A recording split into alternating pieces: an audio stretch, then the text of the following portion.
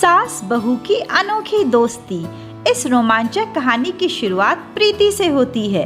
प्रीति media में बहुत ही अच्छी जर्नलिस्ट होती है। वहीं राकेश का भी मीडिया का ही काम होता है। दोनों की दोस्ती होती है और दोस्ती धीरे धीरे प्यार में बदल जाती है। एक दिन राकेश अपने सभी दोस्तों के सामने प्रीति को शादी के लिए कहता है। प्रीति, क्या तुम मुझसे शादी करोगी? ये सुंदर सी माला मैं तुम्हें पहनाना चाहता हूँ। प्रीति खुशी खुशी हाँ बोल देती है। फिर क्या था, राकेश के घर वाले प्रीति के लिए रिश्ता लेकर आते हैं और उसकी सुंदरता और टैलेंट को देखकर हाँ भी कह देते हैं। आखिरकार वो दिन आ ही जाता है। प्रीति बढ़िया से अपना मेकओवर करवाती है और सुंदर से लाल लहंगे में खूब ही धूमधाम से राकेश के साथ शादी करती है। शादी के बाद जब वह अपने ससुराल आती है तो राकेश कहता है, देखो प्रीति, तुम्हारा इस घर में स्वागत है। मेरी माँ बहुत अनुशासन प्रिय है, पर वह दिल की बेहद साफ है। उनके साथ तुम्हारी दोस्ती खूब जमेगी। जैसे ही प्रीति अपने ससुराल में आती है, वह देखती है कि हर रोज पराठा, पूरी और पारंपरिक छोले भटूरे, राजमा चावल ये सब खाना बनता है। एक दिन वह सोचती है, आज तो मैं अपने मनपसंद का खाना बनाऊंगी, अपनी सासू माँ को खूब ही खुश कर दूंगी। अरे प्रीति, तुम क्या बना रही हो? देखिए माँ जी, मैंने आलू उबाले हैं। आज तो मजेदार सा नाश्ता बनाऊंगी। चलो ठीक है, देखते हैं तुम क्या बनाती हो। थोड़ी ही देर में प्रीति टोस्ट लेकर उनके सामने आती है। ये क्या बेटा, टोस्ट? मुझे तो शुरू से पूरी, पराठा, उसके ऊपर बड़ा सा मक्खन डाल के खाने की आदत है, और तुम ये सिके हुए ब्रेड ले आई। माँ जी, आजकल डाइट का जमाना है, जरा खाकर तो देखिए, बहुत अच्छा लगेगा। नहीं नहीं बहू, मुझे ये सब डाइटिंग वाइटिंग का कोई इंटरेस्ट नहीं है। ये सब तो तुम्हारी चोचले हैं, तुम ही करो। जाओ, मेरे लिए आलू के पराठे ही बनाओ।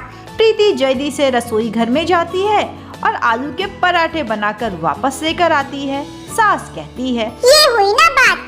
प्रीति को साड़ी पहन के काम करने में बेहद दिक्कत होती है, तो वे शाम को जीन्स और कुर्ता पहनती है। माँ जी, ये देखिए और बताइए मैं कैसी लग रही हूँ? बहू, ये क्या पहन लिया? अरे ये सब कपड़े शोभा नहीं देते। सलवार कमीज, साड़ी, सूट, दुपट्टा ये सब पहना करो। पर माँ जी, मुझे ये सब कपड़े पहनना पसंद है, सभी लोग तो पहनते हैं। अच्छा अच्छा ठीक है, पहन लो, पर ध्यान रहे, घर के बाहर ऐसे कपड़े पहनकर मत जाना, लोग देखेंगे तो क्या कहेंगे। शाम को प्रीति की सास पड़ोस की कमला के पास जाती है। फिर क्या था, वहाँ से खूब सारी गपशप, चुगलियाँ और किस्से लेकर आती है। अरे बहू, तुम्हें पता भी है, आज मैं कमला के पास गई थी।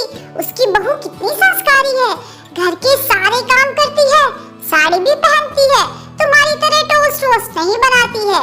बड़े से मल्टीनेशनल कंपनी में ऑफिसर लेवल पे है, और एक मैं हूँ। हे भगवान, क्या करूँ, कुछ समझ नहीं आ रहा। अरे माँ जी, आपने वो कहावत तो सुनी है ना, दूर के ढोल सुहाने लगते हैं। अच्छा, और एक बात और सुनिए, आज के बाद आप अगल बगल में चुगलियां लगाने के लिए नहीं जाएंगी।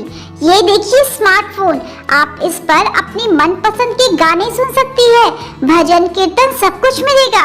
नहीं नहीं बहू, मुझे तो न्यूज़पेपर पढ़ना ही पसंद है और इधर-उधर की बातें सुन लेना। ये स्मार्टफोन मेरी बस की बात नहीं है। माँ जी, आप एक बार चला कर तो देखिए। ये देखिए, आज मैंने आपके लिए सुंदर सी साड़ी पहनी है, अब आप भी मेरी बात मानिए। अच्छा ठीक है, तुम कहती हो तो करके देखती हूँ। बिल्कुल सही, जो खबरें आप न्यूज़पेपर में इतना समय लगाकर पढ़ती हैं, वही खबरें आप फोन में 2 मिनट में देख सकती हैं। अपने पुराने दोस्तों से फेसबुक और इंस्टाग्राम पर बात कर सकती हैं। और हाँ माँ जी, इसमें आप भजन, कीर्तन और भागवत भी सुन सकती हैं। अरे वाह बहू! जैसे ही वह भजन को देखती है, उनकी आंखें चकाचौंध हो जाती है। ये तो बड़ी ही कमाल की चीज है, मैं जरूर इस्तेमाल करूंगी। फिर क्या था, सारा काम प्रीति किचन में संभालती है और पूरे समय सास फोन पर लगी रहती है। प्रीति सोचती है, ये तो मेरी चाल मुझ पे ही उल्टी पड़ गई। तभी प्रीति चुपके से मौका देखकर अपनी सास के फोन में एक ऐप इंस्टॉल कर देती है, जिससे हर आधे घंटे पर आवाज आती है, चलो चलो, काम का समय हो गया, फोन छोड़ो और काम में लग जाओ। 1-2 दिन तो उसकी सास इस आवाज को अनसुना कर देती है, पर जब बार बार हर आधे घंटे पर यही आवाज लगातार आती है तो उसकी सास को बड़ा गुस्सा आता है। अरे बहू, ये क्या हो गया? जरा फोन को देखो, हर आधे घंटे बाद कहता है अपना काम संभालो, अपना काम करो, किचन में जाओ।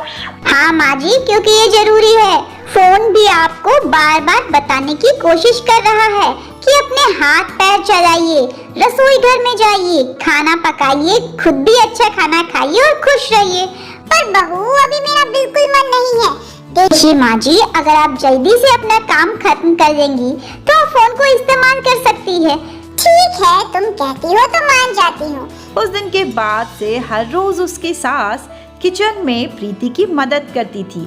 बहू, क्या बना रही हो? माँ जी, मटर पनीर। तो लाओ, मटर मैं छेद देती हूँ, तब तक तुम उसकी तरी बनाओ। अरे वाह माँ जी, लगता है फोन अपना काम ठीक से कर रहा है। हाँ बहू, मुझे भी तो तुम्हारी मदद करनी चाहिए। उसके बाद फोन आराम से देखूंगी।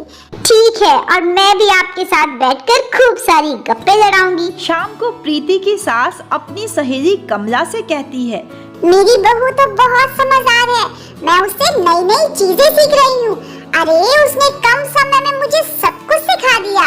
बढ़िया नाश्ता बनाना, क्या कहते हैं उसे, फेसबुक, इंस्टाग्राम, यूट्यूब, मेरी हर परेशानी का हल है उसके पास। इधर प्रीति भी अपनी माँ को बताती है।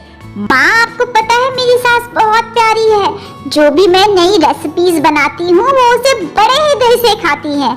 और इस तरह नोक झोंक प्यार के साथ दोनों की अनोखी दोस्ती चलती ही रहती है। So I hope you enjoyed this beautiful story. Don't forget to share and subscribe. Thank you for watching.